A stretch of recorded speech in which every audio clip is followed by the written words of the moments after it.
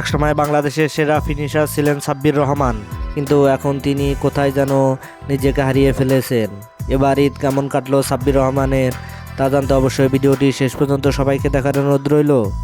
সাব্বির রহমান নিজেকে কিছুটা লুকিয়ে রেখেছেন, তিনি আবার স্ট্রংভাবে কামব্যাক করতে চান, তাই তো নিজেকে প্রস্তুত করছেন তিনি।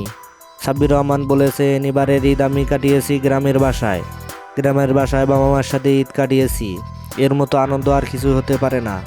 আমি কয়েক বছর বাবা মার সাথে ঈদ করতে পারিনি, তাই তো এবার বাবা মার সাথে ঈদ উদযাপন করলাম। এদিকে সাব্বির রহমান বলেছেন, আমি যদি জাতীয় দলে ফিরি তাহলে অবশ্যই অলরাউন্ডার হয়েই ফিরব। জাতীয় দলে ফেরার জন্য আমি সব কিছুই করে যাচ্ছি, কারণ জাতীয় দল আমার নেশা এবং পেশা। তাই তো জাতীয় দলকে আমি কখনোই ভুলতে পারবো না। জাতীয় দলের সকল স্মৃতি আমাকে এখনও নাড়া দেয়। হ্যাঁ দর্শক, আপনি কি মনে করেন সাব্বির রহমান আবারও সব কিছু কাটিয়ে উঠে জাতীয় দলে ফিরতে পারবে? তাহলে অবশ্যই আপনার মূল্যবান মতামত আমাদের কমেন্ট বক্সে জানিয়ে দিবেন। ধন্যবাদ। আল্লাহ হাফেজ।